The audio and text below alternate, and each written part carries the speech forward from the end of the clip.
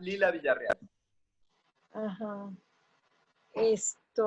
Bueno, pues entonces, el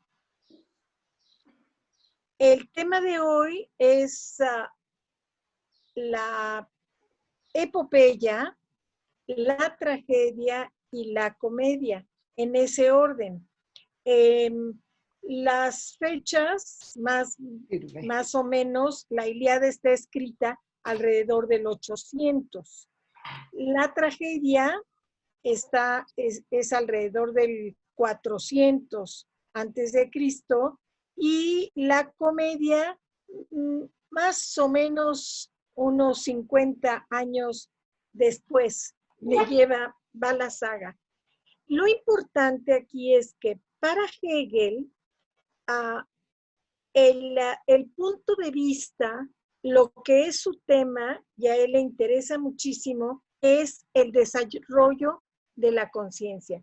Hegel lo va a tratar en su obra máxima, que es muy difícil y está acusada de ser de las obras de filosofía más oscuras, es la fenomenología del espíritu, ¿no? Aparte, obviamente, Hegel es un experto en el mundo griego, y en el libro de la filosofía de la historia universal y en el libro de la historia de la filosofía, que es con lo que nos vamos a seguir después, nada más con la filosofía griega, ¿no?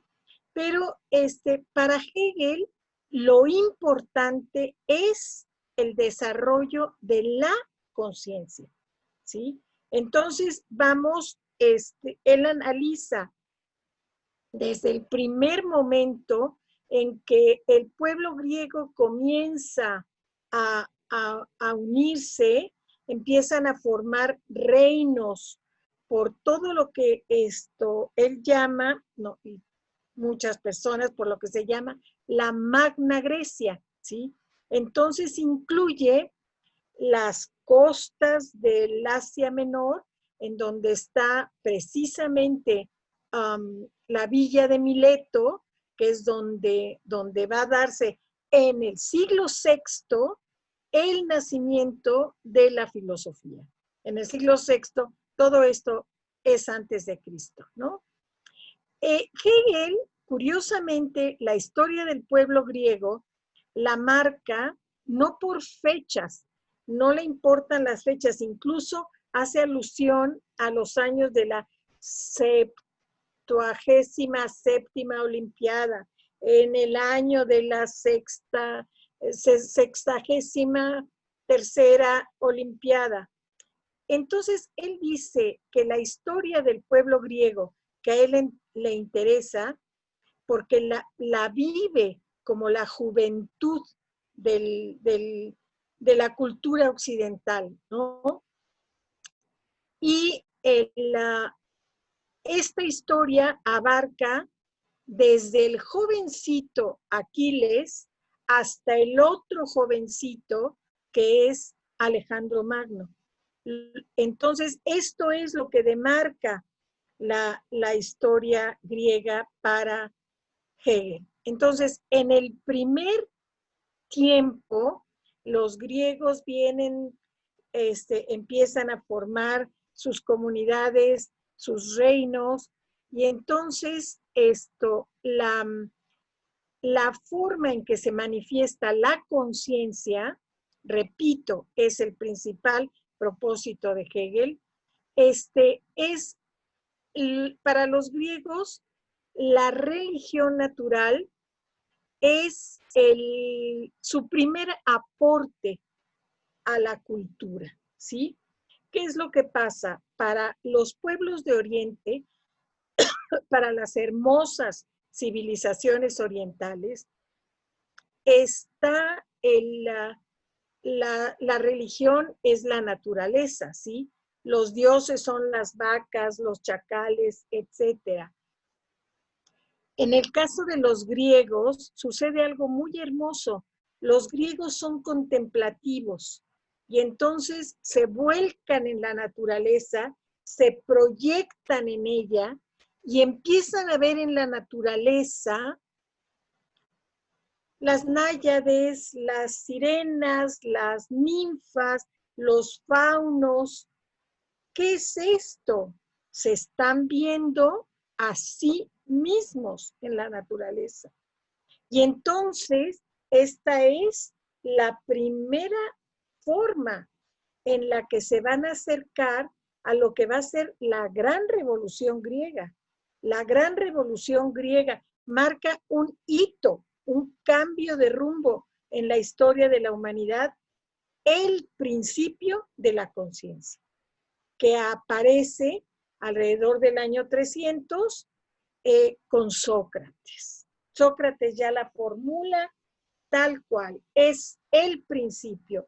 Y para Hegel, todo el desarrollo evolutivo desde la unidad originaria, la unidad primigenia, este desarrollo que avanza así como en una espiral, esto va marcándose por el desarrollo de la conciencia. Debo decirles que Hegel es uno de los filósofos, él nace exactamente el mismo día, no es cierto que el mismo día, el mismo año que Beethoven, ¿sí? Es el pleno romanticismo alemán. Y está relacionado con una gran mata de filósofos, está Kant, Schiller, Schelling, Hegel, claro, y Fichte, y entonces ellos son lo que se ha dado en llamar el idealismo alemán, ¿sí? Hegel crea un sistema filosófico. Hasta el momento de Hegel solamente hay dos sistemas y los dos son griegos, el idealismo platónico y el realismo aristotélico. Después podríamos contar con ciertas restricciones, pero bueno, podríamos decir que entramos al racionalismo con Descartes, siglo XVI. Y el otro gran sistema es Hegel, ¿sí? Siglo XVIII. Entonces, es importante la visión hegeliana. A partir de Hegel, la filosofía,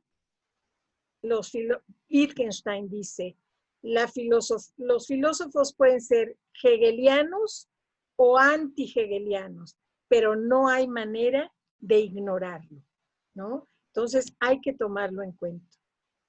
A partir de este momento en que los griegos empiezan a conocerse a sí mismos en la naturaleza, se ven en la naturaleza, hace Hegel un análisis hermosísimo de lo que es el fauno, de lo que es Pan, porque Pan es una figura que todos ven en los bosques y toca la zampoña la flauta de 7 notas, y todo mundo lo reconoce y todo mundo lo ha visto, pero para todos es distinto, es omnipresente y le llaman Pan, o sea, todo. Entonces ahí ya hay algo como muy interesante, hay una fuerza en donde están proyectando realmente esta realidad que ellos viven, que es como la realidad del nosotros. La ética de los griegos, dice Hegel, es eticidad, no es propiamente una ética, porque no son conscientes de ella, pero ellos actúan en función del grupo, en función de la comunidad. Y esto, claro, queda evidenciado en la epopeya, ¿sí? En la epopeya, de alguna manera, pero bueno, lo vamos a ver más adelante. Porque estos son los antecedentes. Me detengo un poquito para entrar en la epopeya. el siguiente momento, al salir de la religión de la naturaleza, ellos entran en la religión del arte, así le llama Hegel. Y Hegel dice que el arte propiamente como tal empieza aquí, porque es cuando tienen la intención de expresar la belleza. Antes de esto, por supuesto que hay cosas bellísimas, pero que no tienen esa intención de exteriorizar, de plasmar la belleza, por el puro afán de expresarla. El primer momento en el desarrollo del arte, dice Hegel, es la obra de arte viviente. Para los griegos, la obra de arte es su cuerpo y se esmeran muchísimo. Entonces desarrollan el pugilato, el lanzamiento de disco, para dar lugar a las famosas Olimpiadas, que era presentar a sus dioses en las faldas del Monte Olimpo lo que habían conseguido. El segundo momento de desarrollo es la danza. Entonces, si tenemos presente esto de que somos la unidad, la danza es ese movimiento de acercamiento, alejamiento, acercamiento, alejamiento. De repente se unen, de repente se separan, pero es ese juego, el pueblo griego está expresando que vive esta paradoja enorme que es la realidad de que somos uno, pero a la vez somos millones y somos diferentes, pero somos uno, ¿sí? Y entonces en la danza se da esta separación. Y después de la danza viene algo mágico que le va a encantar a Erika, porque es el himno. Es decir, entonces el pueblo puede vivir la unidad. Se unen en una sola voz. Todos son la misma voz, el mismo sonido, ¿no? El siguiente momento del desarrollo del arte, según Hegel, claro, es precisamente la epopeya, unos siglos después la tragedia y casi inmediatamente la comedia. ¿Qué pasa con la epopeya? Sí, para Hegel, la epopeya de ninguna manera es el relato de una guerra, para nada. La guerra es como el pretexto, como la acción, el acontecimiento que va a ser el pretexto para que se relate la vida cotidiana. ¿Y quiénes son los personajes de la epopeya? En primerísimo lugar, quienes realmente hacen el desarrollo de la epopeya, de la Ilíada y la Odisea especialmente, porque claro, la épica de Hesiodo es otra cosa, después la platicamos, ¿no? Pero en el caso de Homero, la Ilíada y la Odisea, ¿quiénes son los que realizan la acción? Pues los dioses. Y esto es fundamental en el desarrollo de la conciencia. Los que inspiran, los que provocan las acciones son los dioses. Es decir, los dioses son universalidades. De alguna manera tienen forma humana, están antropomorfizados, pero los dioses son lo universal, ¿sí? ¿Quién realiza la acción de matar a Héctor? ¿Aquiles? No. Aquiles, vamos a decir, el ejemplo es un poco chafas, pero pero no se me ocurre otro. Es como si nosotros nos quedamos tranquilos cuando nos dicen que el que mató a Kennedy es Oswald. Entonces ya resuelto el misterio. Para nada. Oswald fue el que ejecutó el balazo, el que ejecutó la acción. Pero ¿quién es el autor intelectual? Lo mismo pasa con Aquiles. El autor, el que mata y el que además, fíjense que esto es impresionante y a lo mejor ponemos poca atención, pero lo que hace Aquiles es profanar el cuerpo de Héctor.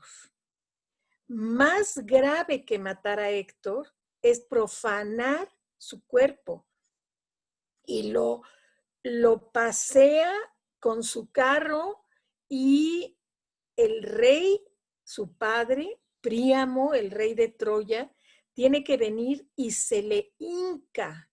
Su realeza y su humanidad valen, porque lo que Aquiles está haciendo es de unas dimensiones impresionantes. ¿Qué está haciendo? Le está restando, le está quitando a Héctor, su amado hijo, le está quitando la posibilidad de la vida eterna, de la trascendencia, ¿sí? Para los griegos, y ahí está demostrado también en varias tragedias, se me ocurre en Antígona.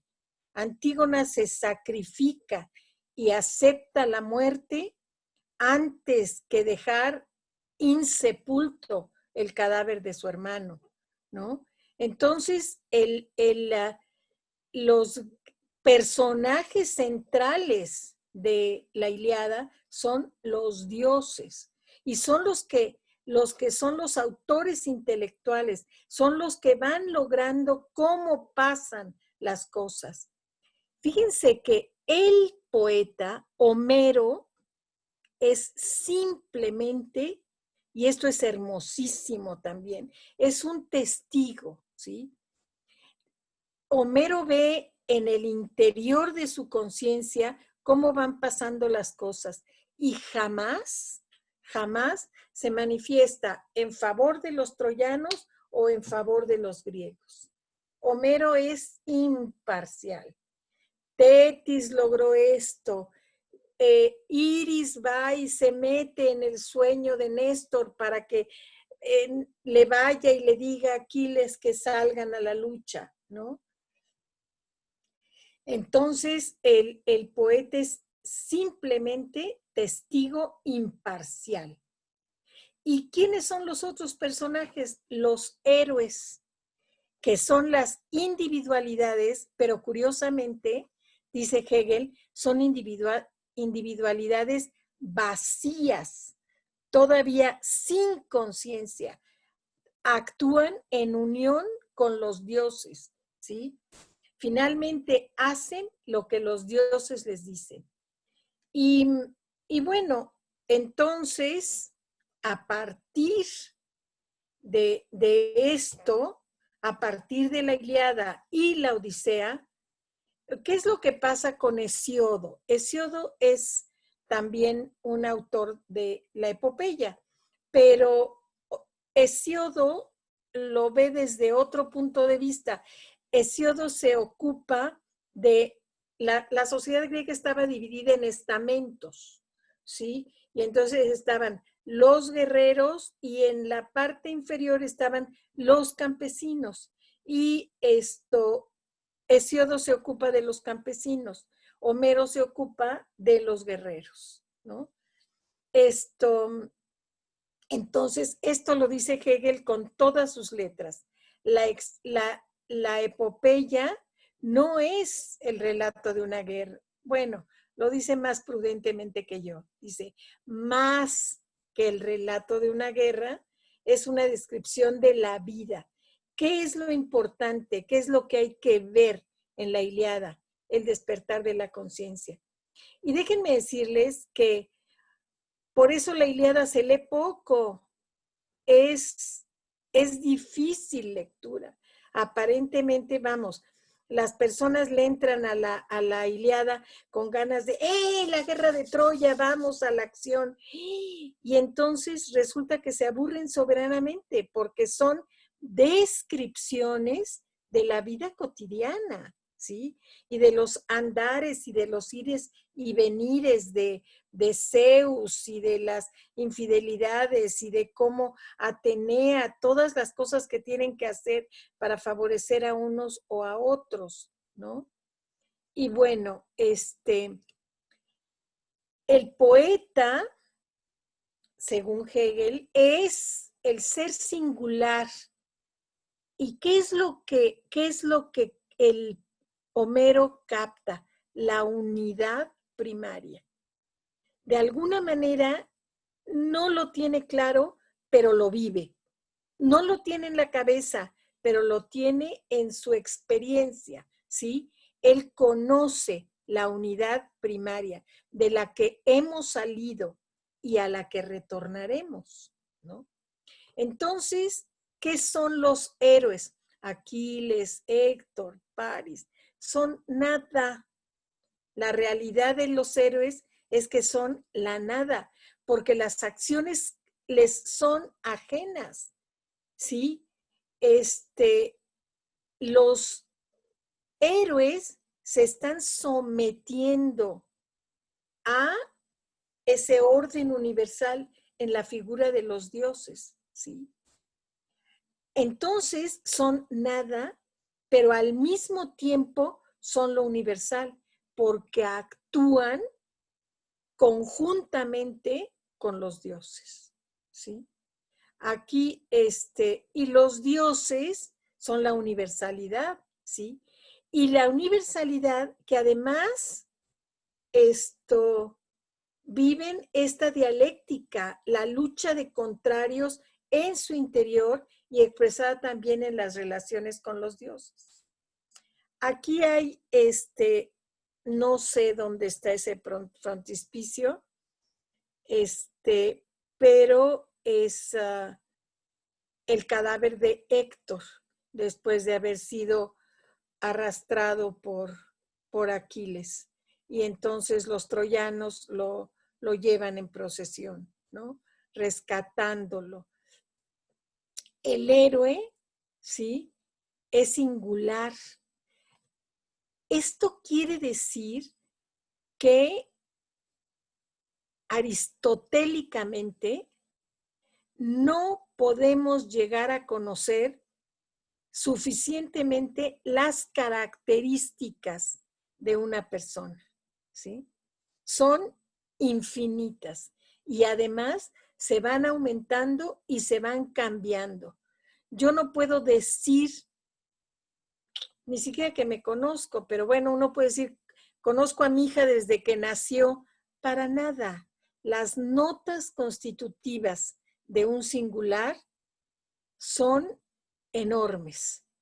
El concepto de más extensión y con menos características es el de ser. Los conceptos trascendentales casi no tienen notas, no tienen datos, por eso no se pueden definir. No podemos definir el bien, no podemos definir la belleza, no podemos definir la verdad, porque son una manera de ser y tienen muy pocos datos en su concepto. En cambio, el singular tampoco lo podemos definir, pero lo podemos describir. Podemos describir a Aquiles y podemos describir a Héctor, ¿sí? ¿Qué pasa con la tragedia? ¿Sí? La tragedia hay un salto cuántico, un salto evolutivo enorme, porque justamente aquí ya el personaje, el que habla, ¿sí? Es el protagonista. Aquí ya son los héroes los que hablan. La tragedia es el drama de la libertad, ¿sí? Entonces, es terrible porque sí, el Dios ya no es el que inspira las acciones. En el caso de la epopeya, era una rendición incondicional. En el caso de la tragedia, los héroes consultan con los oráculos, ¿sí? Los oráculos son aquellos que entienden y pueden transmitir lo que es la voz del Dios. La interpretan. Pero claro, cae en el corazón del que lo recibe. Y el que lo recibe puede aceptar su camino o puede decir, espérate, aquí está una limitante de mi libertad, pero no voy a claudicar, voy a actuar libremente. Y aquí esto es de una trascendencia para efectos de la conciencia. Fíjense en el caso de Ifigenia, que es el caso, diría Hegel, de todos nosotros.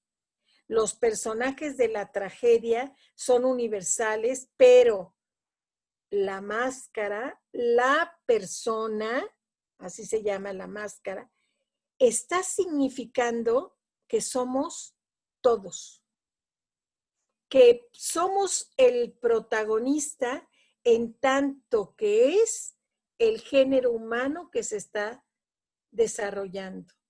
Entonces, ¿qué le pasa a Ifigenia? Ifigenia no tiene de otra, igual que nosotros. Tiresias le dice, tu destino está visto, que tú vas a morir. Claro, las circunstancias de Ifigenia son que vas a morir por decisión de tu padre y además vas a ser sacrificada Artemisa, y toda la historia. Algunos ya nos acordamos, otros no. ¿No? Entonces, ¿qué nos pasa a nosotros? Pues ya sabemos que la muerte es mi destino. Ah, pero ¿cómo la voy a asumir? Pasivamente me rindo ante el destino o elijo libremente la opción. Ante la muerte, Ifigenia no puede más que hacerlo en rebeldía o hacerlo dignamente asumido. Aquiles, no luches por mí. Madre, no sufras. Yo voy camino al altar por mi propio pie. En ese momento, aunque Ifigenia tenga 15 años, en ese momento se vuelve un ser humano en completud. Realizó la conciencia, asumió su decisión y va hermosa a la, ¿sí? Aquí está puesto, ya lo había dicho, la conciencia es la punta de flecha del desenvolvimiento del espíritu, ¿sí? Ahí está Ifigenia, para mí es un personaje muy querido, yo creo que para todos, muy difícil de entender, ¿no? Como un padre puede decidir. Y claro, es una anécdota, es un mito que es muy cercano y es común, está también en la Biblia. Abraham hace lo mismo. Abraham va a sacrificar a Isaac, ¿sí? No lo sacrifica, pero finalmente toma la decisión de hacerlo, ¿no? ¿Cuáles son los elementos fundamentales? Hegel, ya sabemos que en su famosa dialéctica le encantan las triadas, ¿no? ¿Cuáles son los elementos fundamentales? El héroe. El héroe expresa su conciencia individual, ¿sí? como individuo.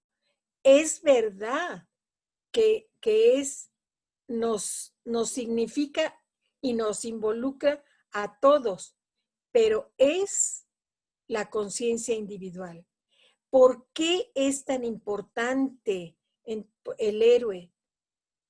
Aquí lo que era importantísimo para el pueblo griego y lo que es importantísimo notar para Hegel es que gracias a la tragedia, ¿sí?, las personas pueden vivir una experiencia de conciencia, ¿sí? ¿En qué sentido de conciencia? Esto de vivir los procesos que nos son comunes a todo el género humano, ¿sí? En el caso de la tragedia, el espectador es fundamental. ¿Y qué es lo que va a hacer el espectador? El espectador va a vivir la catarsis. ¿Qué es eso? ¿Sí? La catarsis aparentemente es un desahogo. ¿Por qué? Porque mal de muchos, consuelo de tontos. No, porque al ver que alguien sufre igual que yo, pues lloro y me desahogo. No, la catarsis en efecto es un desahogo, es un volcar este dolor, pero, ¿sí? También es ese momento de la purificación, es el momento de la conciencia. Claro, sí, así es, ¿sí? Y entonces es el momento, ayer lo mencionó la doctora, el momento de la anagnosis es importantísimo. Se rompe. ¿Qué es eso de la anagnosis? El no saber. ¿Cuál es el problema real de la libertad? ¿Sí? Está entre el saber y el no saber. Por ejemplo, en el caso de Edipo, ¿qué es lo que sucede?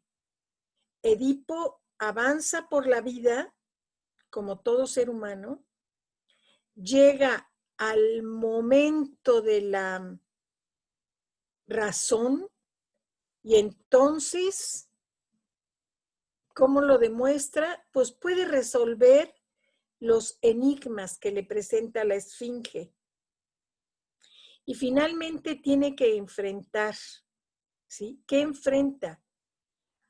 Mata a su padre, se desposa con su madre, y no solo se desposa con su madre, procrea 4 hijos, y 4 hijos importantísimos, ¿no? Estos, digo, ahí está Antígona. ¿Y qué pasa? Finalmente, cuando Edipo dice, yo tengo que resolver el problema de la peste, entonces quiero saber quién es el asesino del rey. En el momento en que sabe, llegan a decirle, ¡qué alegría! Te vamos a resolver el problema. Ya sabemos quién mató a Layo. ¿Quién? Pues un viajero en el camino. Y entonces, en ese momento, Edipo ve claro que se ha cumplido. El asesino de su padre es él. Entonces pasa de ese no saber al saber. Y ciego de ver, ¿qué es lo que vio? ¿Qué es lo importante en este tránsito del no saber al sí saber? Es terrible, porque fue mi libertad. Y quiere decir que la causa de todos mis sufrimientos soy yo. La causa de mi dolor, la causa de mis sufrimientos soy yo. ¿Sí? Eso quiere decir ser responsable. Y yo no soy responsable más que únicamente, estrictamente, de lo que hace de mi libertad. Si mi libertad es bloqueada, si mi libertad es coaccionada, pues no soy libre y no soy responsable. Y de verdad, hay una diferencia abismal entre ser responsable del sufrimiento y no serlo. Una de las más importantes consecuencias de esto es que, obviamente, vamos, el dolor, el enfrentar a la muerte de un hijo, ese es un dolor, es parte de la vida, pero el sufrimiento necesariamente es mi libertad, mi responsabilidad, ¿sí? Es terrible el sufrimiento que se tiene cuando uno no sabía, pero de repente sabe que es uno quien lo ha causado. Yo ya sé que maté a mi padre, yo ya sé que mi mujer, que mi esposa es mi madre. ¿Sí? Entonces, dice Hegel, reconocemos que sufrimos, ¿sí? Porque somos causa de nuestras acciones. ¿Y cuál es la consecuencia? Fíjense qué importante, que si yo soy la causa de mi sufrimiento, ¿quién puede frenar ese sufrimiento? Pues yo, a la causa, ¿no? Y entonces esa es la catarsis, ¿no?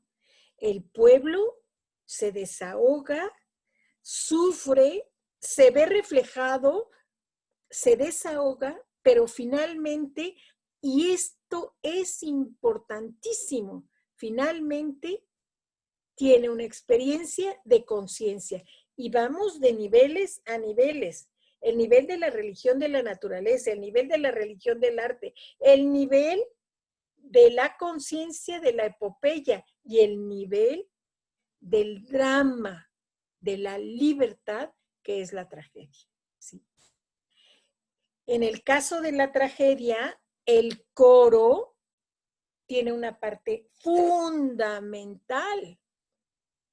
No es el testigo callado y la conciencia de Homero. El coro es el mediador entre el héroe y el espectador. Lo que tiene que pasar en la tragedia es eso, lo que sucede por la entrega del héroe al espectador y del espectador al héroe. En ese momento en que se fusionan, en ese momento sucede la conciencia, la catarsis. Esa es la catarsis, ¿sí? Esa purificación de la conciencia. Entonces, yo salgo de un espectáculo de entretenimiento en el teatro, claro que no. Yo salí de una experiencia de conciencia y salgo una persona distinta. Crecí en conciencia, ¿sí? Entonces, así se explica, no era el caso de los romanos, no era pan y circo. Los griegos estaban comprometidos con la conciencia y tan estaban comprometidos que le dieron al clavo. Y Sócrates pagó con su vida por habernos dado el principio de la conciencia, ¿sí? ¿Cuáles son los otros elementos fundamentales de la tragedia? Dice, la máscara. ¿Cómo se dice máscara? Persona. Al ponerse la máscara el protagonista, lo que está haciendo es decir, te incluyo a ti, género humano. Aquí estamos viviendo esto. El oráculo, ¿sí? Es esta mediación también entre el destino, los dioses, lo que está dado, ¿sí? Esto de la máscara, bueno, además hay vestigios Yo no los conozco, pero bueno, esta es una imagen de Tiresias con Antígona. Pero bueno, en la tragedia, ¿sí? El artista, el creador, Eurípides, Sófocles, Esquilo, son los que exteriorizan su esencia. Pueden traer historias trilladas. Ayer me encantó el ejemplo que manejó esto de la Llorona, ¿sí?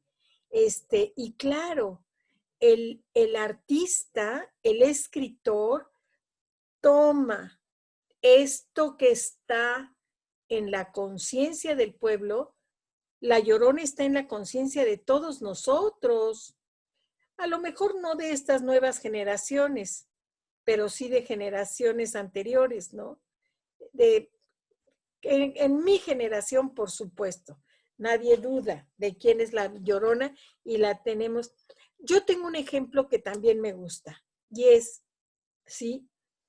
Todos nosotros, todos hemos escuchado muchísimas historias de panteones, aparecidos, muertos, espantos, fantasmas, etcétera.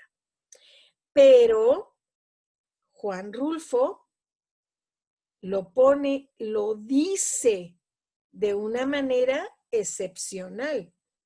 Le da en una estructura que no solo tiene sentido para aquella chiquilla que era yo y que andaba suelta por el campo y entonces oí esas historias.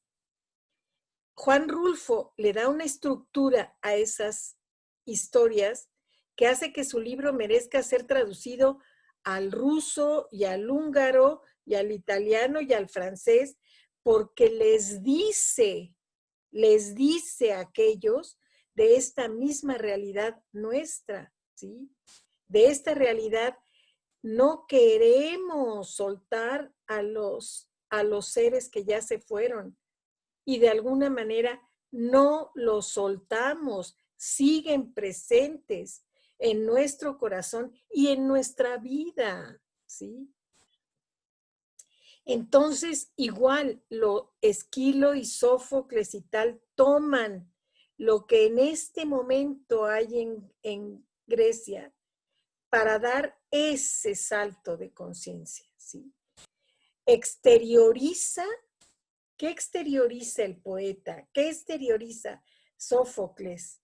Su esencia, ¿sí? Y esto ya lo sabemos. Y aquí estoy viendo a varias artistas, igual a Patti, que a Rita, que a Gaby, que a Haas. El artista logra la obra cuando de verdad logra plasmarse todo él, su conciencia. Cuando eso queda plasmado en el papel o en el cuadro, cuando logra poner su esencia ahí, ¿qué sucede? ¿Qué sucede? Que el espectador, ahí está ahí el milagro de la tragedia, ahí va, ahí va, ahí va. ¿Qué sucede? El espectador se reconoce. Se reconoce. Somos la misma esencia, el mismo ser. Te estoy viendo a ti profundamente, Picasso, pero me estoy viendo toda yo, ser humano. Hay todos en un nosotros donde está la especie humana. Por eso es tan difícil ser artista, porque eso de la autenticidad y de la genuinidad se nos bloquea, sí. Y empieza uno a escribir y decir, así no. Ojalá que lo dijera como Tolstoy, ¿no? Ojalá que lo pudiera decir como Víctor Hugo. No, no lo tienes que decir como Víctor Hugo. Dilo como tú. Una amiga aquí presente decía, quiero escribir para mí. Eso es justo, ¿no? Que nada más se quede el espíritu exteriorizado, ahí plasmado, ¿no? Entonces, el poeta muestra su libertad, pero ¿qué creen? También muestra los límites de la libertad. No podemos traspasar la muerte, no podemos traspasar los límites de la libertad. Y eso es lo inexorable del destino, ¿no?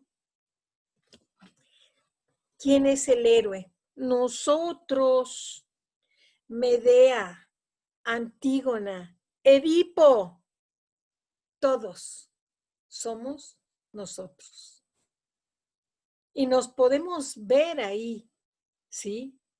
Claro, el género humano que actúa solo uno de los extremos. Ya hablábamos de extremos y me encantó que Gaby decía que ella es de extremos y sí, es una artista, ¿no?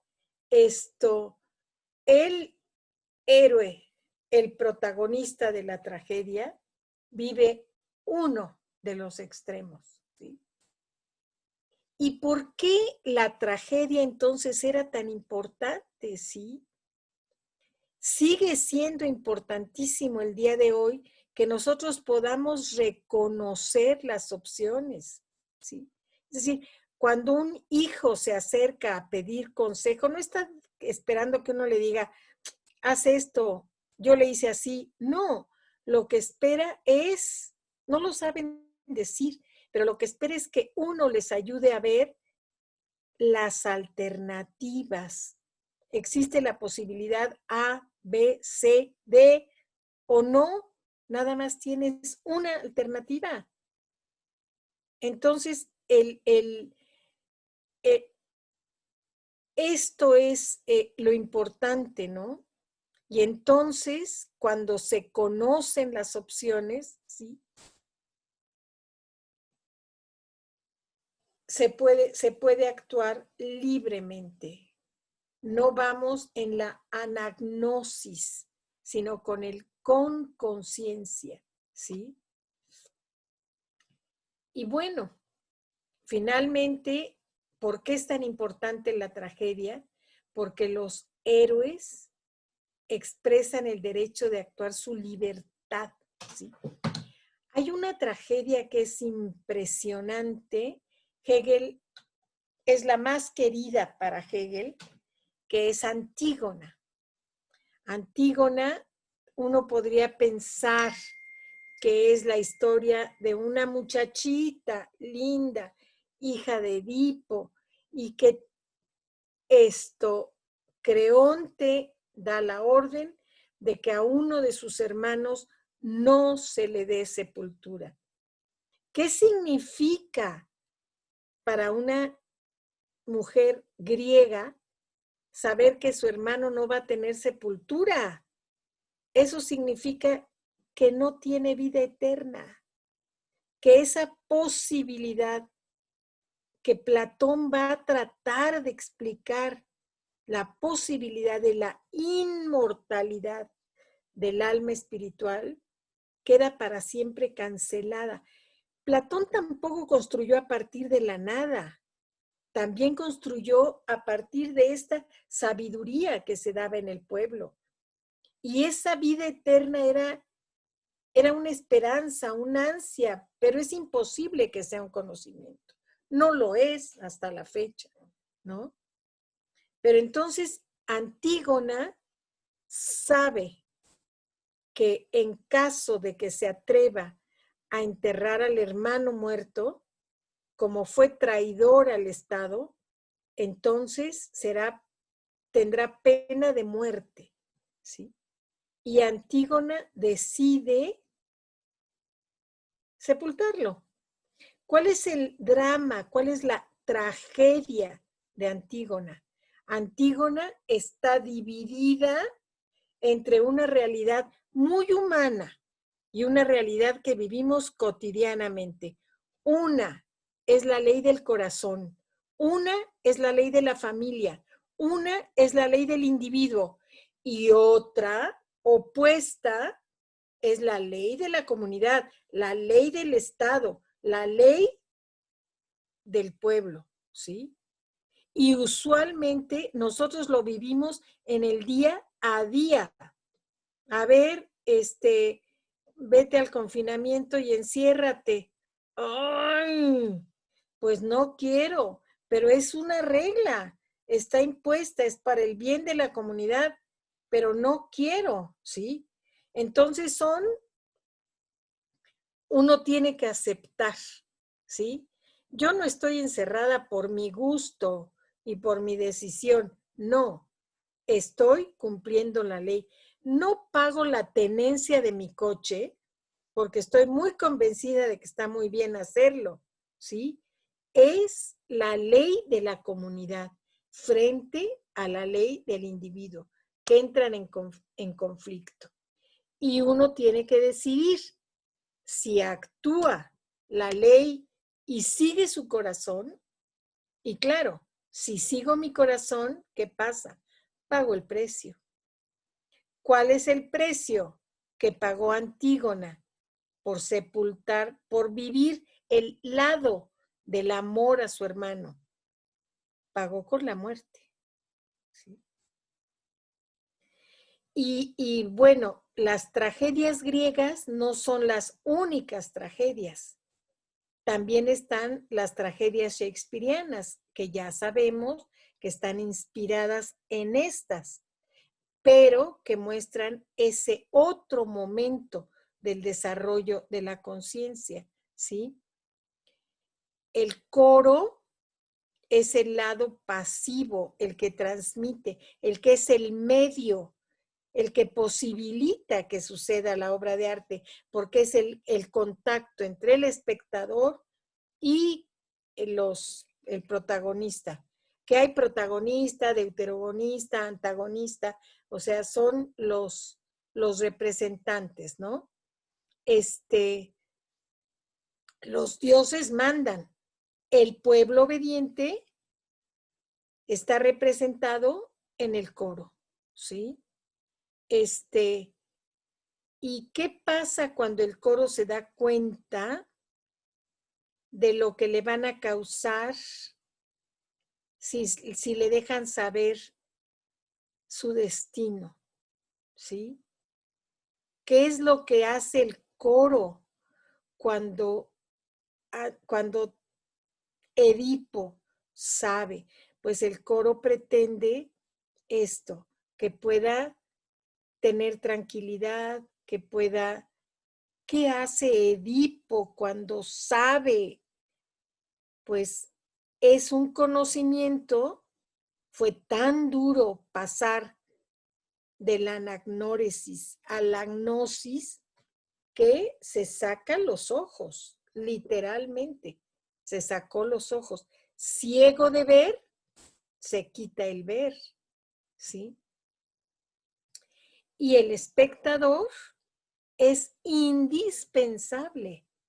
Es este momento en donde se fusiona la obra de arte y el espectador. Ese momento es lo que produce el fenómeno del arte. El arte no es un libro que está en un librero ahí muerto. El arte no es esto que guardan los museos. No, el arte es este fenómeno que sucede cuando la gente se extasía entrando a ese museo o cuando las personas están leyendo ese libro, ¿sí? Hay obras de arte que han producido muchísimo arte y hay obras de arte que no, ¿no? ¿Qué tal que el mejor cuadro de Picasso lo hubiera comprado un millonario que lo dejó encerrado en su casa? Pues ahí no hubo arte, hubo una gran obra de arte, pero no se dio el fenómeno del arte, ¿no? Y y bueno, yo creo que la verdad ya me pasé. Yo creo que ya lo vamos a tener que dejar aquí, ¿no? Porque, bueno, de esto de Antígona, ya dijimos, aquí está Electra, este, Pero bueno, también habría que platicar. Este es un tema que, y sin embargo está como el caso de la comedia. Quiero decirles que es una sorpresa enorme, porque para Hegel el momento de la comedia es superior al de la tragedia. ¿Por qué? Porque en el caso de la comedia no solamente se da la es decir, la conciencia, sino que se va a dar la autoconciencia, ¿sí? Es tal el conocimiento de uno mismo que se puede reír de sí mismo, de sus tonterías, de sus imperfecciones, de las contradicciones morales, que se puede uno reír de, de tragedias terribles, ¿sí? Hay una tragedia impresionante.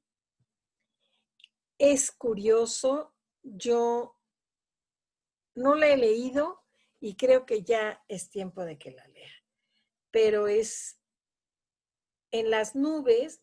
Aristófanes se burla soberanamente de Sócrates, ¿sí? Y entonces es que se duda, ¿Sócrates era culpable? ¿Qué es lo que hizo Sócrates? Darnos el concepto de conciencia y dar su vida por la conciencia. Ayer también la doctora lo mencionó. A Sócrates lo acusan.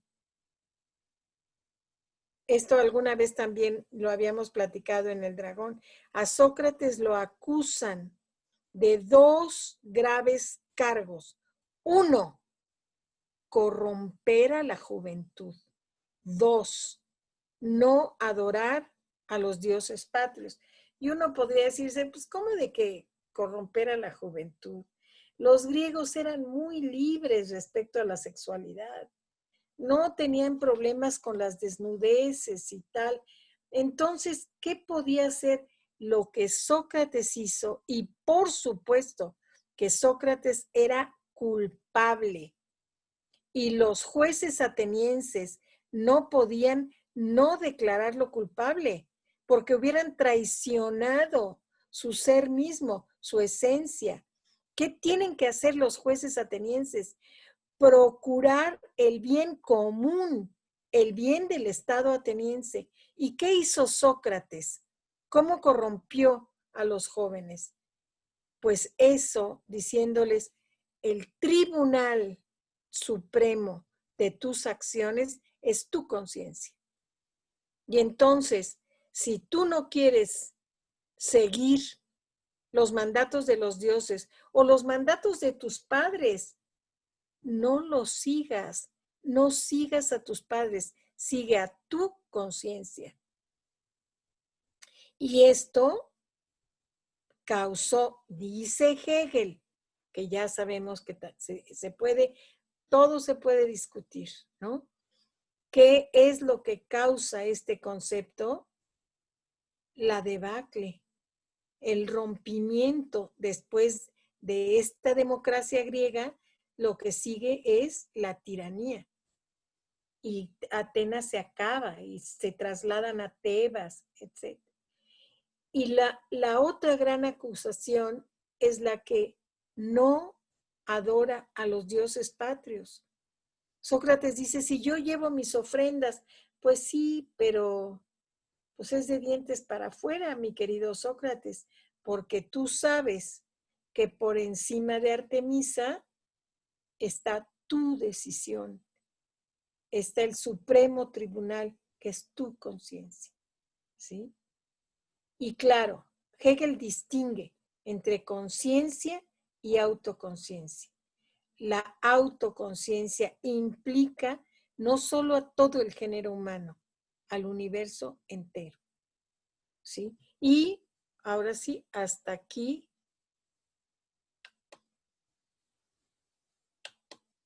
Me encantaría ver las caras que no he visto.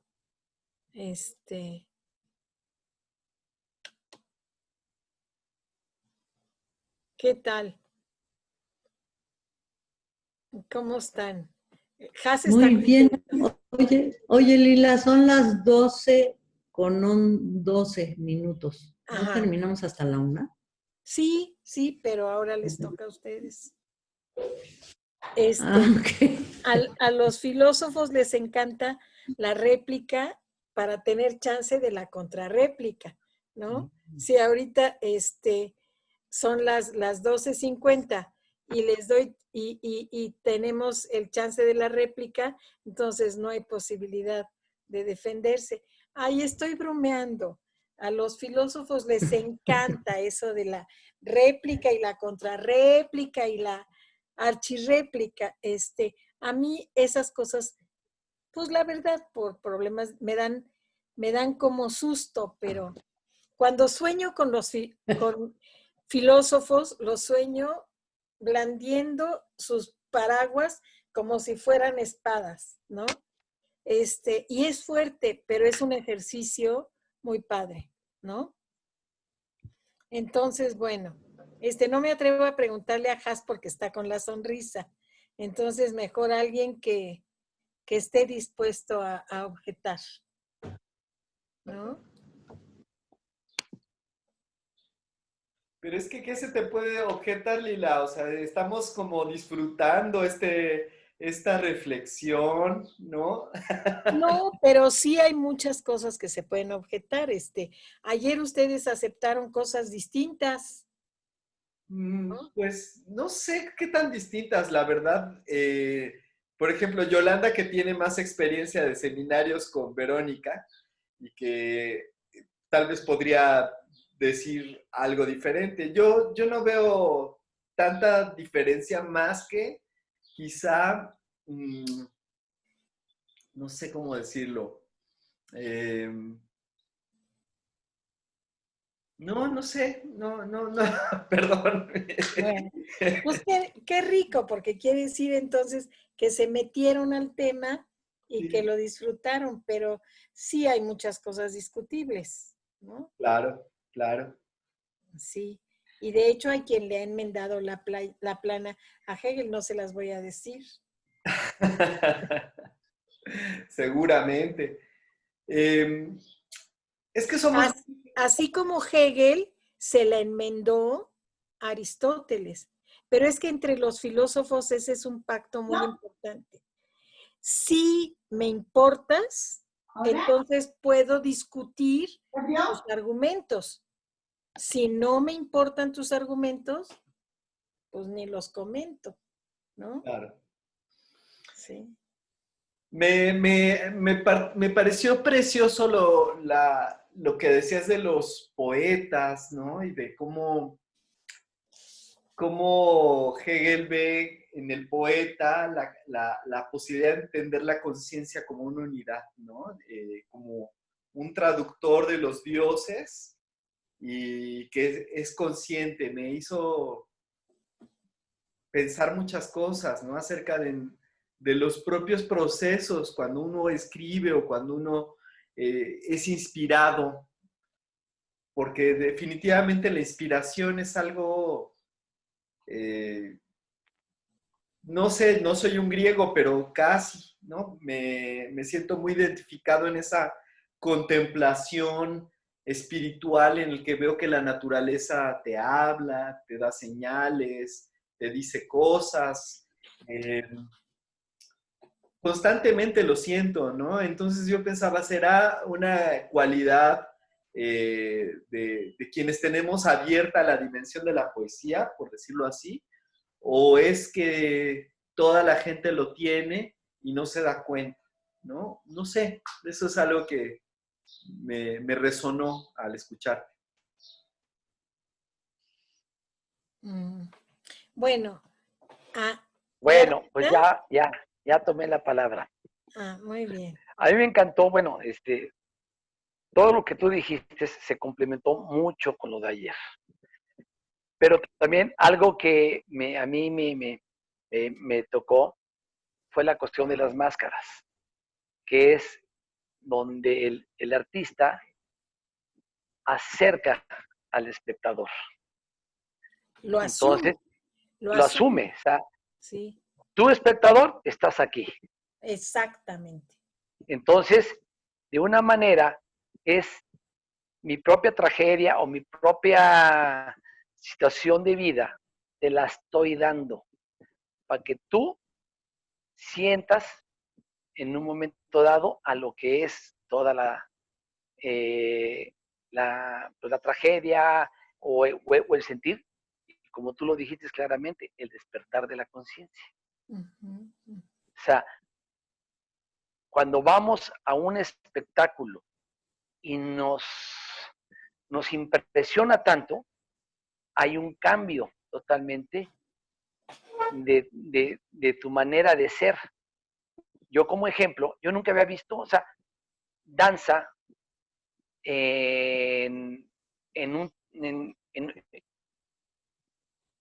estando yo presente en un escenario, o sea, en un teatro o lo que tú quieras, siempre lo había visto a través de la televisión. Y me acuerdo la primera vez que fui al Cervantino, me estrené con una danza maravillosa de Australia, donde estaban manejando, era Salomé, y Wow. salí con dos sentimientos encontrados. Uno maravillado de la danza, lo que había visto, Y la música. wow, wow, o sea, increíble.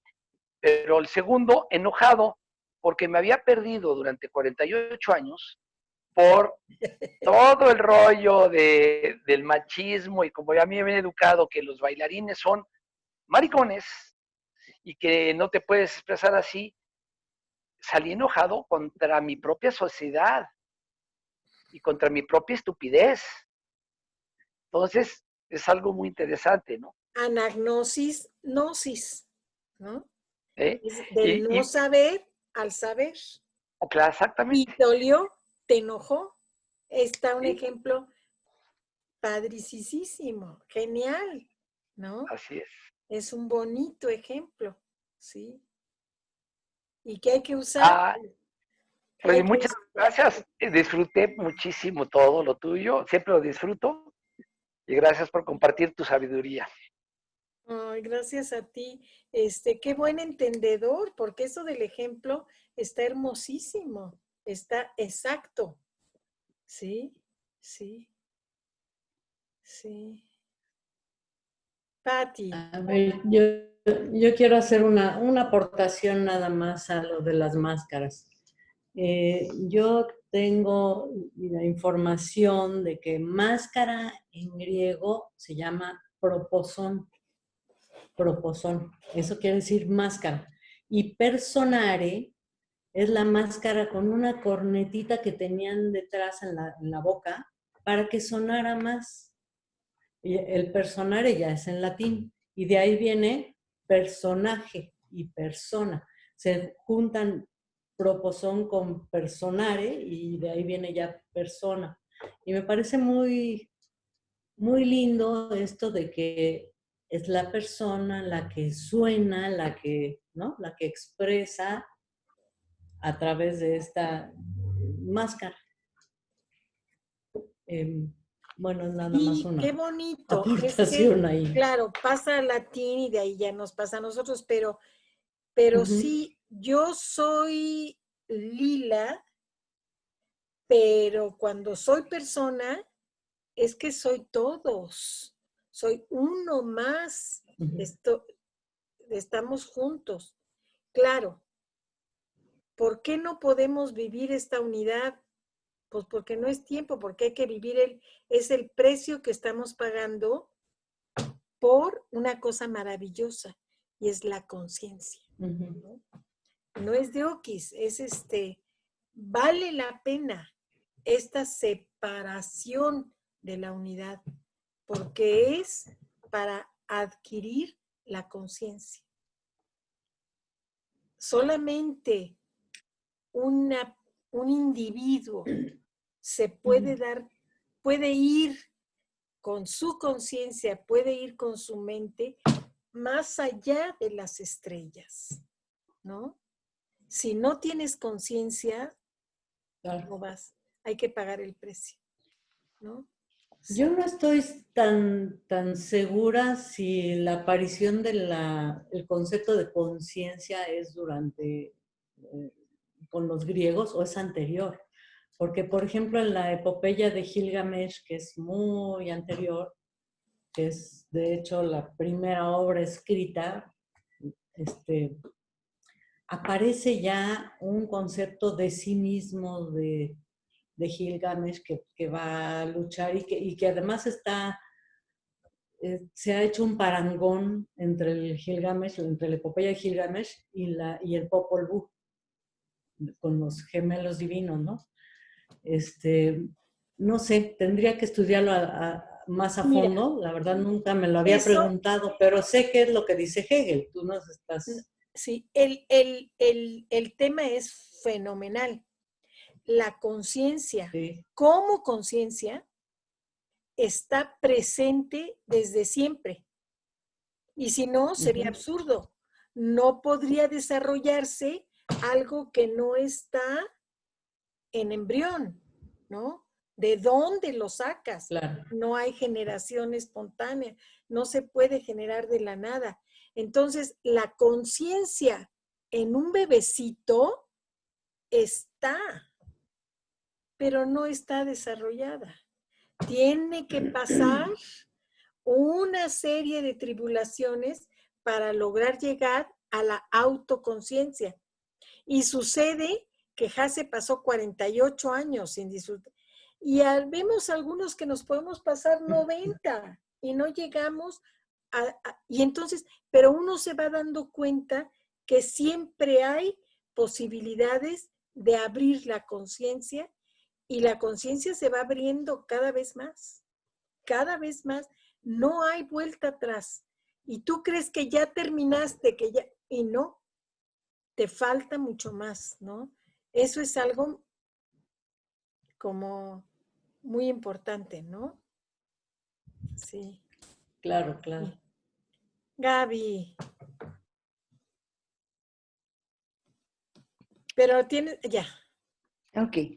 Oye, pues yo estoy fascinada, me revoluciona todo esto y lo entiendo porque me he pasado, como dices tú, casi en los 90 a lo mejor, sin, digamos, yendo por la vida como sin los conocimientos, sino con las intuiciones. Entonces, y de repente, y siempre me he sentido muy ignorante, pero tampoco como que no sabía aprender, como estoy empezando a aprender, gracias, a ver hasta dónde llego. Entonces me parece maravilloso. Y como digo, intuiciones, ¿no? Intuiciones también de esto, de que uno somos todos, siempre me resuena los demás en mí y yo en ellos, o sea, es como que así es. Ahí Entonces, se tocan fibras reales de la conciencia. Y sí, lo tenían en la epopeya de Gilgamesh, y lo tenían en el Popol Vuh, y está en la Ilíada, y está en las cuevas de Altamira, y está en... Pero está como en el bebé. Y bueno, hay algo que es como muy importante, y es, yo tengo un respeto enorme por los estados de conciencia y los niveles de conciencia de cada quien. Y eso sí, hay que tener la humildad para reconocer que jamás vamos a poder darnos cuenta del nivel de conciencia ni de los demás ni de uno, pero menos de los demás, ¿no? Ahora, en esto, Gaby, a mí me encantaría, y ahora sí que casi que pido permiso, no pido permiso, lo someto a consideración, pero me gustaría que la próxima sesión de Hipatia nos pudiéramos meter a una definición que por ahí tengo guardada, que es la definición que yo empleaba con mis alumnos. Acuérdense que yo soy una humilde maestra de preparatoria, digo, licenciada en filosofía, pero profesorita de los chiquitos de prepa, ¿no? Ayer teníamos a una doctora, pero el próximo jueves lo que podemos hacer es ver esto que yo usaba para darles a mis alumnos una definición de filosofía, que es tema obligatorio de examen, ¿no? Entonces, a mí no me importaba que pasaran el examen, sino que pudieran entender qué es la filosofía, pero lo hacía en comparación con otros saberes. La intuición es un conocimiento superior, muy superior al de la filosofía, por supuesto. ¿Cuáles son las ventajas de uno y de otro y de otro y de otro? El arte, que es la poiesis, la intuición creadora, es otro tipo de conocimiento, diferente del conocimiento racional de la filosofía. Y es un conocimiento muy distinto del de la ciencia. Pero si quieren, nos metemos en eso en la tertulia de dentro de 8 días. Dentro de 8 días podemos platicar de esto, de estos distintos tipos de conocimientos y de Hipatia, o meternos ya, seguirnos con los griegos y ver el camino que hay hasta Sócrates, porque Sócrates tampoco se dio por generación espontánea. Los griegos empezaron a plantearse desde la razón. ¿Por qué la diversidad? ¿Por qué si mi conciencia, tiene esto de la unidad, yo veo que todo es diverso? Y entonces empieza a preguntarse Tales de Mileto. Y Tales de Mileto como filósofo, como sabio, era espectacular. Pero podríamos decir que como filósofo su respuesta es chafoncita, ¿no? Pero la pregunta es tan maravillosa que le da un salto a ese tipo de saberes. Y sí es verdad que aparece un nuevo tipo de conocer. La humanidad ha encontrado un grado de evolución el suficiente como para que aparezca la filosofía. No quiere decir que es el mejor tipo de conocimiento. Los filósofos son presumidos, son. Por ahí es la madre de todas las ciencias y la madre, mangos, ¿no? Yo creo que hay conocimientos superiores y no se diga de la mística, ¿no? Por eso tenemos el problema de las drogas. Los chavos no le entran a las drogas por tontos ni por malos. Los chavos le entran porque esperan tener esa experiencia total de la conciencia. Saben que hay algo más a lo que no tienen acceso. A ver si agarro un teleférico, ¿no? Pero saben que no. Hay que subir la montaña paso a paso. No hay teleféricos. Son falsos. Se rompen en un momento. Bueno, los griegos tomaban drogas. Y mucho. Claro, yo no condeno las drogas, pero es un hecho que no te conducen a la experiencia mística o por lo menos no duradera. No es lo mismo cuando compras el pastel que cuando lo horneas, ¿no? Algún día les explicaré mis experiencias con las drogas para que podamos debatir estos puntos. Pero sí, por el momento, yo, la verdad, en ese terreno me declaro incompetente. No sí, sé nada. Es que precisamente por eso te lo rebato, porque efectivamente uno nota, ¿no? Cuando hay una predisposición en contra, ¿no? Sí, te lo quiero rebatir ese punto, como lo mencionas. ¿Cómo lo mencionas? No que tenga razón, simplemente la manera, la aproximación, ¿no? Porque... Sí, yo me declaro ignorante, sí, no sé. Oye, ¿puedo opinar algo? Sí, es que, mira, he escuchado, por ejemplo, que hay cierto tipo de drogas, como el peyote, que cuando lo ingieres y tiene que ser guiado por un chamán, te lleva a estados de conciencia alterados para despertar algo en ti. O sea, es como despertar una conciencia superior. No lo he probado, pero lo he escuchado. Yo ni lo he probado ni lo he escuchado, pero eso es terreno de Jesús. Yo me declaro incompetente para tratar el tema. Oye, No y sé. además me encantaría probarlo, pero me da un temor horrible, porque quien me lo ha platicado, que vivió la experiencia, creo que te genera así un estado físico de limpieza duro, ¿no? Entonces, no me atrevería. Con mucho gusto les organizo una tertulia con chamanes y con personas especializadas y bien dotadas en el tema para que un día podamos platicar de todos estos temas que son muy importantes de abordar, más para entender nuestros tiempos. Entonces, con muchísimo gusto un día dejamos esa sesión para hablar de este tema, pero es otro tema, no tiene nada que ver con lo que hablamos el día de hoy. Sí, a mí no me asustan, pero no sé. Yo he tenido experiencias de ceremonias de peyote y ayahuasca. Y sí, es una limpia y te despierta tu conciencia, en cual te quita tu estado de ansiedad porque por varias razones, que tú mismo vas creando unos fantasmas que ni siquiera existen. Entonces es muy interesante la experiencia. Entonces, encantado, ahí yo me uno con Jesús y Jesús, qué bueno claro. que lo toquen.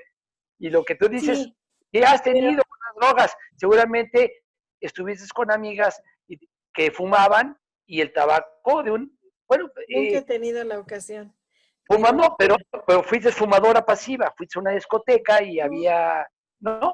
O unos tragos de más, unos traguitos de más. Sí, sí, claro. Entonces uno no está tan limpio al final de cuentas. Sí, bueno, déjenme decirles que el ejemplo fue totalmente desafortunado y es como meterme en terrenos que desconozco. Pero lo que yo quería decir era simplemente que el conocimiento místico es un conocimiento muy profundo, muy difícil, es estrictamente experiencia, es individual y es incomunicable, ¿no? Está el conocimiento y bueno, los demás que ya les dije, pero sí. No tienes el micrófono. Recuerdo a la doctora Adriana Yáñez, ¿te acuerdas, Yolanda? No sé si alguna vez tomaste Sí, clase. cómo no, claro, sí. Que en una esposa de Ricardo Guerra, pero ella nos dio un seminario sobre Heidegger, ¿no? Sobre la poesía, los románticos, la poesía de los románticos, estudiando a Hölderlin. Y recuerdo precioso que en una sesión nos dijo, la filosofía es como una gran montaña que necesita dialogar con otras dos altas montañas, así como si fuera el Popo y el Iztac y el Pico de Orizaba, ¿no? Y desde arriba se ven muy bien, o sea, ellas, las montañas. Una es la filosofía, otra es la poesía y otra es la religión o la mística.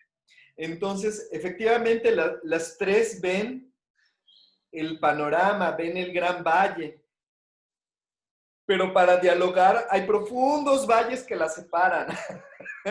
Son tres caminos completamente distintos para el conocimiento.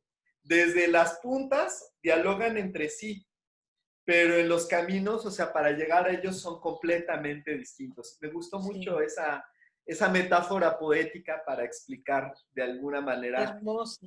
Sí. Entonces, sí, efectivamente, a veces lo que nos pasa cuando escuchamos esto de que los griegos, la filosofía occidental, tal como nosotros esto surge a partir de la inquietud de Patricia, de que si la conciencia, esta conciencia filosófica, esta manera estructurada de hacernos conscientes, otros pueblos no la tenían. Es difícil de no pensar, por ejemplo, con toda la sabiduría de la tradición hindú, ¿no? Con todos sus libros sagrados y todos sus estudios de sánscrito, que incluso pues, podríamos decir que son 1000 o 1500 años antes que Grecia. Entonces, si eso no es filosofía, ¿no? Cuando ellos estudiaron tan profundamente detalles de la mente, ¿no? Y de la conciencia, obviamente. No es filosofía, ¿cómo llamarlo? Por eso hay también una gran separación entre Oriente y Occidente, porque las vías son distintas, ¿no? Del conocimiento. Entonces, bueno, es motivo de un gran debate. Los occidentales en general no tenemos mucha conciencia de toda la tradición hinduista, simplemente la hinduista, ¿no? La de la sabiduría de la India es vastísima. Y no tenemos conciencia de sus libros, ni de sus filósofos, porque hay filósofos. Ni siquiera los incorporamos como parte de la historia de la filosofía. Recuerdo cuando alguna vez me hablaron de un filósofo, ahorita se me fue el nombre, que dicen que es extraordinario, uno de los filósofos más interesantes del siglo XX. Bueno, tan que es así que no lo tenemos claro, o sea, no lo tengo en la punta de la lengua como para decir, es este personaje, ¿no? No es Krishnamurti, es otro. Pero, en fin, nada más como observación.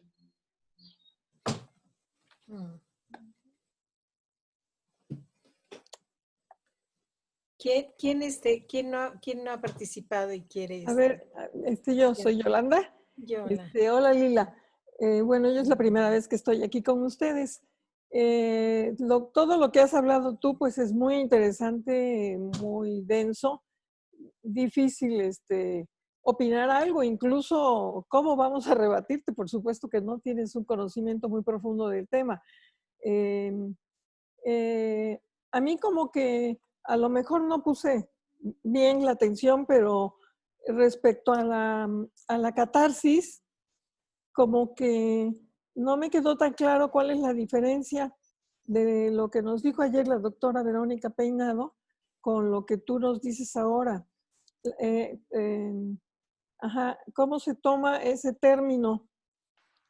¿Cómo lo entiendes tú en el teatro, en la tragedia?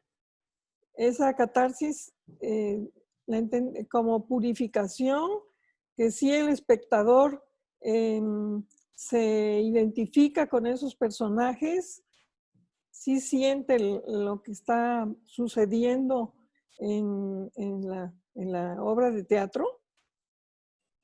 ¿Sí es así como Sí, ¿entiendes? Sí. Ajá.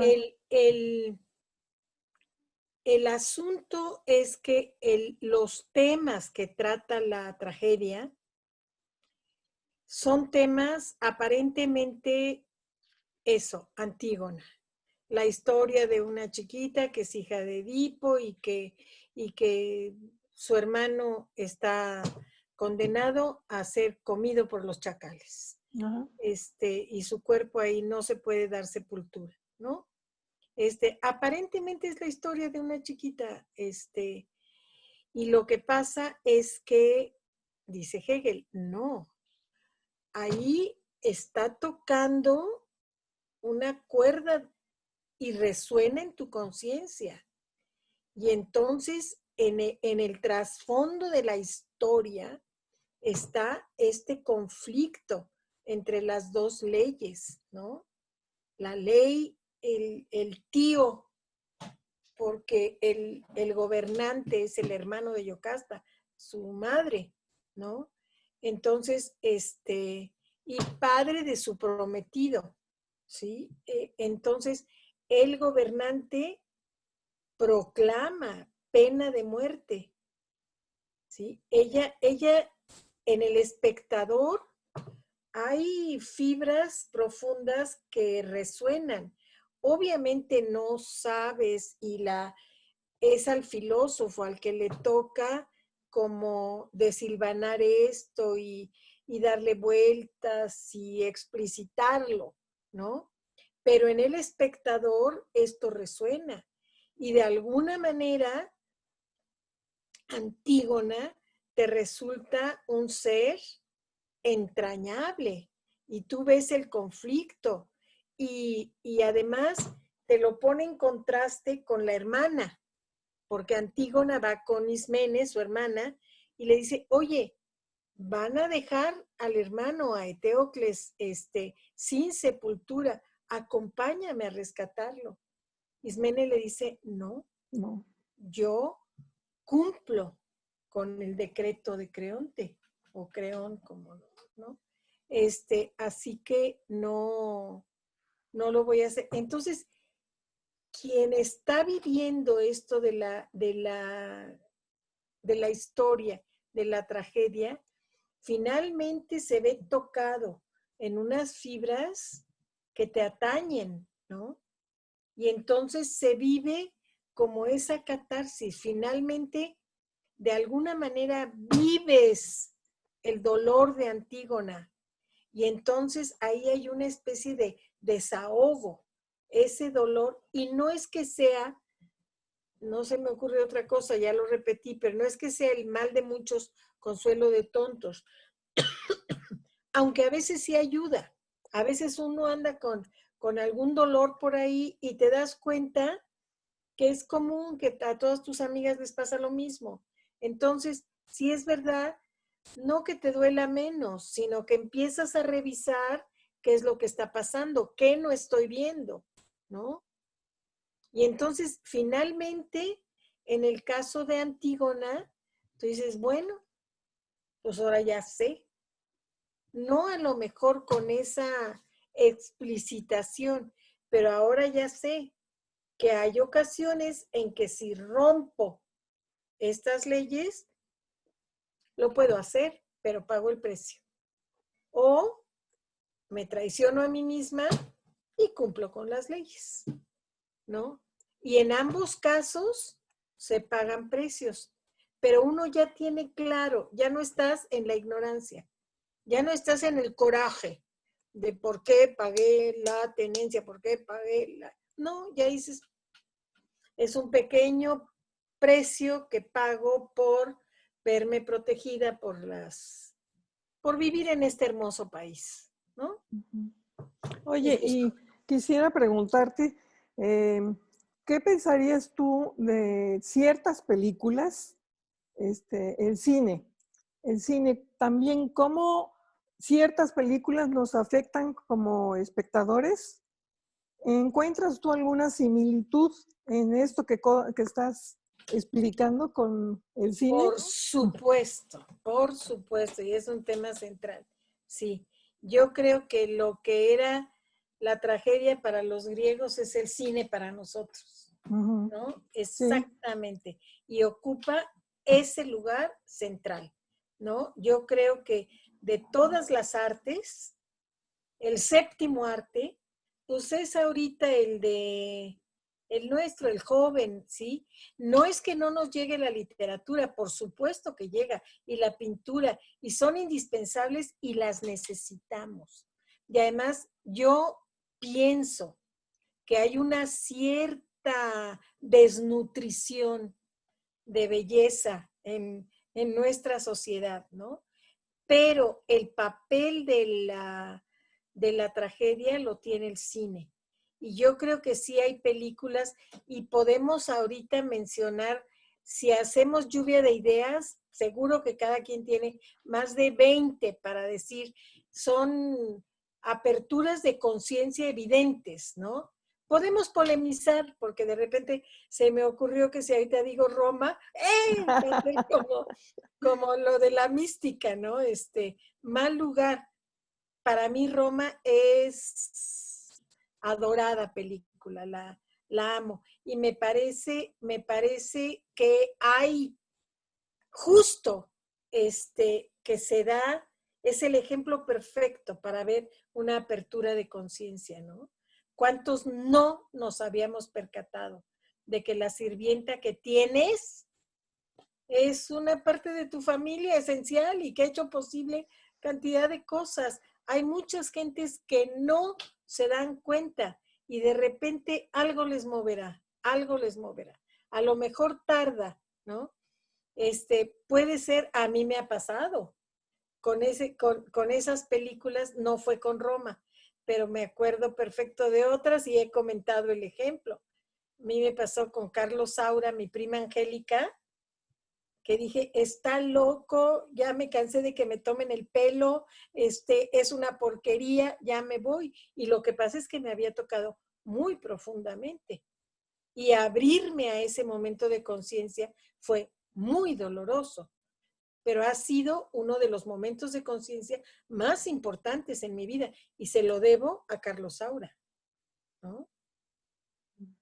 Sí, y bueno, yo creo que así hay pues cantidad de películas que te mueven y entonces se da un despertar de la conciencia. Ahora, frente al cine hay montañas de producciones a las que les llamamos cine. Claro que en todas las artes sucede, ¿no? Pero vamos, de 1000 películas que se exhiben en Cinemex, una es una obra de arte, ¿no? Entonces, no se da en nuestra sociedad, en la nuestra, ese compromiso que tenían los griegos. Sí te puedo decir, puedo estar equivocada, hace 5 años que no voy, pero mi impresión es que en la ciudad, en la pequeña ciudad de Montreal, que tiene casi tantos habitantes como Cuernavaca, tampoco estoy segura, ¿no? Pero en la pequeña ciudad de Montreal sí creo que hay un trabajo por poner el cine en su lugar. Y tú puedes ver cine de muchísima calidad gratuito, ¿no?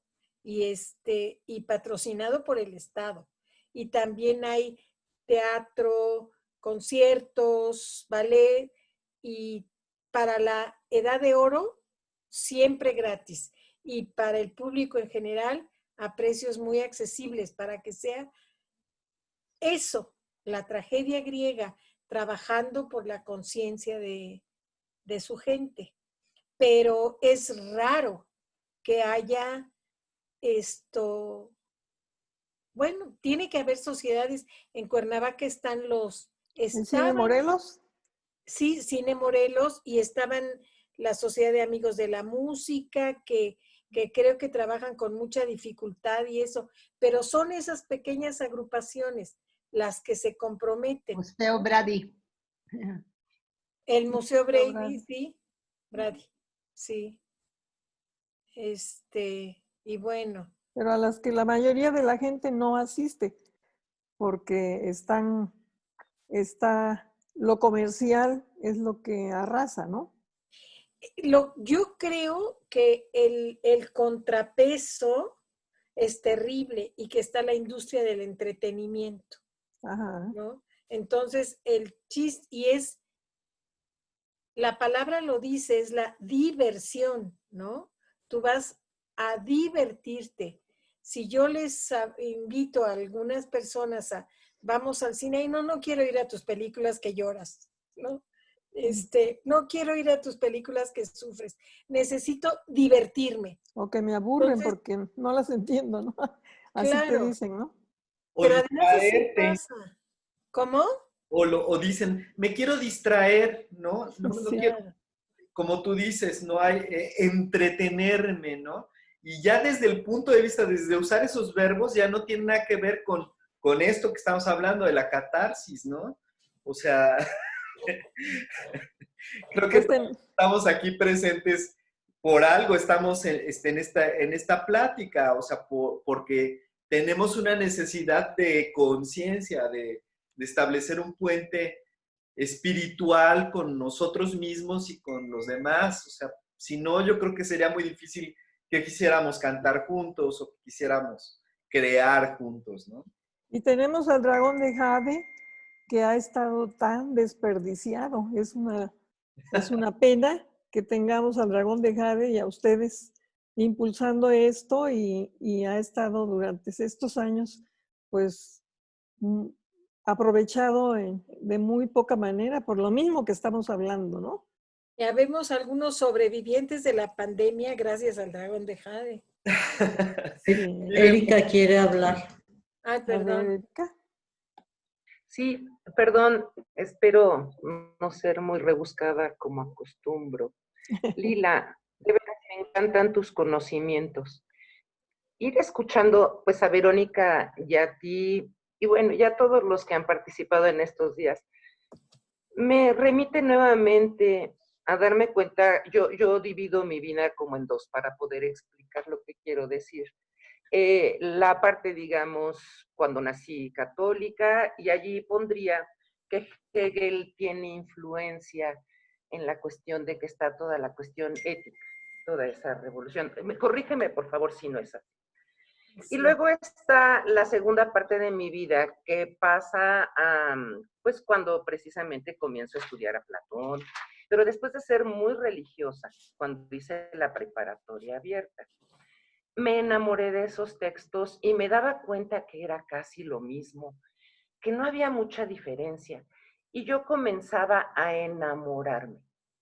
Lo importante, me faltó decir algo, yo pertenecía a grupos religiosos, yo era una líder católica de grupos religiosos que creíamos en la evangelización del joven por el joven, que teníamos que llevar a Cristo a los jóvenes. Voy a este caso porque mi grupo se llamó Catarsis. Entonces yo te puedo hablar de mi grupo Catarsis, cuánto reflexionamos en por qué éramos Catarsis. Descubrimos en ese conocimiento de Cristo que más que nada era el contacto con otros jóvenes y descubrir el amor en las otras personas. Catártico. Cada vez que nos encontrábamos, pues descubrir las cosas que teníamos en común. Éramos jóvenes muy inocentes en gran medida, muy de casa. Ya no voy a hacer el cuento más largo. Y ahora voy a pasar a la catarsis de que me caso con Jesús y mi vida comienza un camino completamente diferente. Me voy al otro conocimiento, por decir así. Me introduzco con completo conocimiento y decisión a conocer las plantas mágicas de México. Y allí yo te puedo decir que vivo otra catarsis, pero eso no es lo que quiero decir, es que después entra en mi vida el teatro. Sigo reflexionando siempre en la vida que tengo cuando a mí me dijeron, cuando me bautizaron, que era hija de Dios, profeta y apóstol, ya lo habíamos comentado. Y ahorita me dices que los griegos, bueno, ellos actuaban con lo que decía, eran hijos de los dioses también, o con lo que decía Dios. Entonces me hace pensar en muchísimas cosas. Esto no da para una película, da completamente para nuestras vidas, cada momento, cómo lo tomamos, cómo lo decimos, y luego me dedico a los coros. El coro es el que dice, del que sale el héroe. ¿Qué es el coro? Es unirte en una sola voz, en un solo sentimiento. Tenemos la misma mirada, la intención de que el público efectivamente se siente identificado contigo. Por todo el trabajo que tú pones en tu coro, en el momento de la creación artística, estás pensando en lo más puro de tu ser, en cómo decirlo y que los demás te entiendan. Entonces allí yo veo otra catarsis, la del artista creando y la del artista presentándose, que me parece bellísima la forma en la que lo dices. Vivo el arte porque yo lo disfruto, ahí está la obra de arte, pero aquí está el arte. Entonces es lo mismo al ponerte en el escenario, o lo comparo antes de tener esa vida, en mi vida religiosa, la experiencia de la oración, la experiencia de la comunidad, de la sanación, de que tenga sentido tu vida entre tantos seres.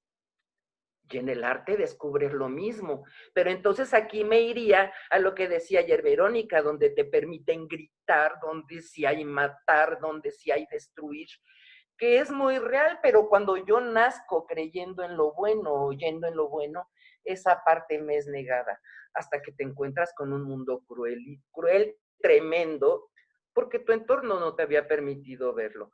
Entonces te enfrentas a la obra de arte y dices, sí, sufro violencia, sí, he experimentado el amor, pero eso es porque tu ser está listo para recibirlo. Si tú no tienes una espiritualidad previa o algo que te haga tener una búsqueda, pues no vas a tener ninguna experiencia catártica, probablemente. Esto para mí es una experiencia catártica. Les ofrezco una disculpa y les agradezco nuevamente llevarme por estos caminos que para mí son insospechados. Muchas gracias.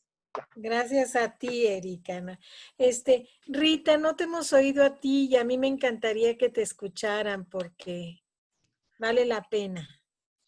Bueno, no, yo no tendría nada que decir. Lo único es que yo nunca había reflexionado en esta idea como de una evolución de la conciencia a través de la epopeya, o sea, de la tragedia y de la comedia. Y en realidad, curiosamente, la aparición de estas formas literarias, digamos, son en este orden como lo estás planteando, ¿no? O sea, eso se me hizo muy interesante. Planteas que la Ilíada más o menos 800 antes de Cristo. No, no puede ser. Sí, más o menos. Bueno, ok, 800, la tragedia 400 y la comedia 50 después de Cristo. Esa sí es después de 450. Cristo. ¿La qué? O 450 la tragedia y 400 la comedia. Ah, ok. Casi conviven. Pues eso es muy, muy interesante. Sí. O sea, ese proceso también de cuál es el tema de las epopeyas, que es narrar la vida, ¿no? Sí. Y luego ya la tragedia ya está la persona o el individuo ahí adentro. Y luego, pues con la comedia, la posibilidad aún de no solo ser consciente de tu tragedia, sino de reír. Burlarte de ella. Sí, burlarte. Sí, pues esa parte me llamó mucho la atención y me gustó.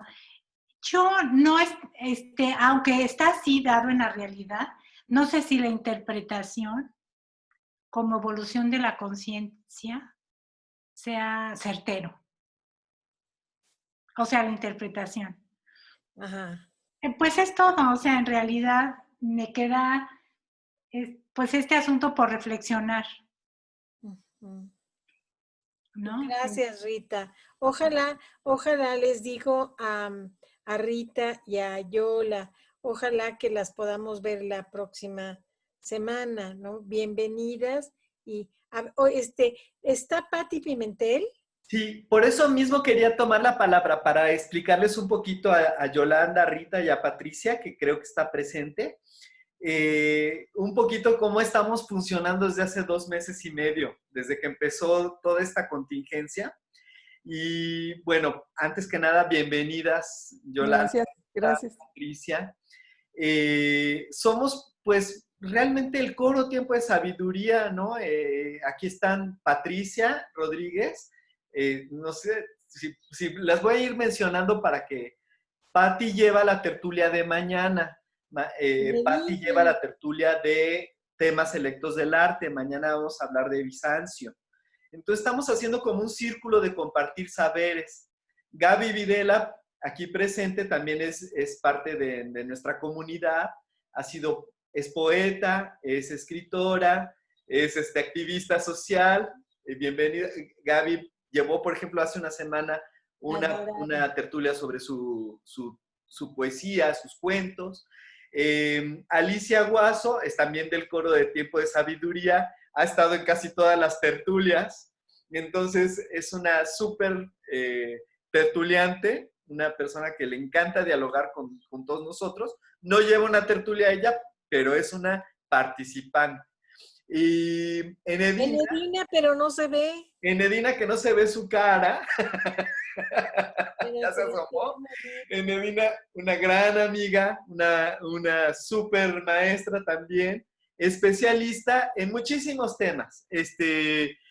La verdad, Enedina, bueno, ¿qué te puedo decir? Pero lleva la tertulia los lunes de herramientas digitales y de empoderamiento a través de las herramientas digitales del adulto mayor.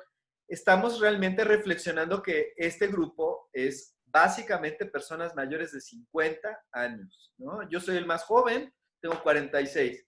Entonces, Enedina está haciendo una reflexión sobre las herramientas digitales, sobre esta vida digital que, así como Lila mencionaba del cine como el gran arte de nuestro tiempo, habrá que pensar que tal vez estamos entrando en una nueva fase, donde seguramente surgirán nuevas formas artísticas como esto que estamos creando juntos de las vacantes a través de los medios digitales. Entonces, Enedina está haciendo una reflexión sobre esta época digital y tratándonos de subir a la reflexión también sobre esta nueva realidad que todos nosotros compartimos, si no, no estuviéramos subidos en esta reflexión. Juan Antonio Suinaga es un artista también del Dragón de Jade, lleva su entrenamiento de danza Buto japonesa, ha traído 2 años al maestro Katsura Kan consecutivamente y va a participar como actor en el montaje que vamos a hacer colectivamente de Las Vacantes. Erika Aguirre lleva el coro Tiempo de Sabiduría, de donde surgimos todos nosotros, porque todos hemos sido parte del Tiempo de Sabiduría. Incluso Yolanda, antes de que entraran todas ustedes las demás, estuvo viniendo al Dragón de Jade como parte del coro Tiempo de Sabiduría. Y fue de alguna manera, Yolanda fue fundadora de nuestro coro del Dragón de Jade, antes de que empezara, cuando era en casa de Leiva. Ajá. Me parece que desde antes, Jesús, desde Serendipity. Sí, por eso. Sí, en Serendipity. Por ahí tengo mis CDs, voy a practicar. Antes de convertirse en el Dragón de Jade y en el coro, o sea que a Yolanda le tocó conocer cómo surgió el Dragón de Jade. Y bueno, para que sepan que hay otros elementos, otras personas, los martes llevamos una clase de Qigong con Ana Sandoval. Entonces, se trata de hacer comunidad. Y Rita, me parece que una vez viniste a una de las sesiones. Y Patricia, no sé, me gustaría mucho escucharte, que aunque no te vemos con el video, nos gustaría mucho escucharte que has escuchado todo esto que hemos platicado. No sé si está Pati, ¿por qué no? Pero tiene que quitar Tiene que quitar el micrófono si... Que lo tiene silenciado. Lo tiene silenciado si quiere. A lo mejor no le sabe todavía. Bueno, yo les quisiera pedir tanto a Rita como a Pati, Yolanda sí la tengo, si me pueden enviar sus teléfonos para agregarlas dentro de la red de tertulias. Y bueno, pues bienvenidas. Gracias por estar con nosotros. Gracias a ti. Muchas gracias a todos. Gracias. Gracias, Lila. Gracias. Gracias, Lila. Generalmente, nos vemos dentro de 8 días. Claro que sí. Sí. Ok. Realmente al terminar las sesiones hacemos un coro de silencio para... Ayer no lo hicimos. Sí, ayer no lo hicimos con Verónica porque ya era demasiado tarde, pero nos gustaría mucho cerrar con 1 minuto de silencio conectándonos entre nosotros para hacer un coro de silencio.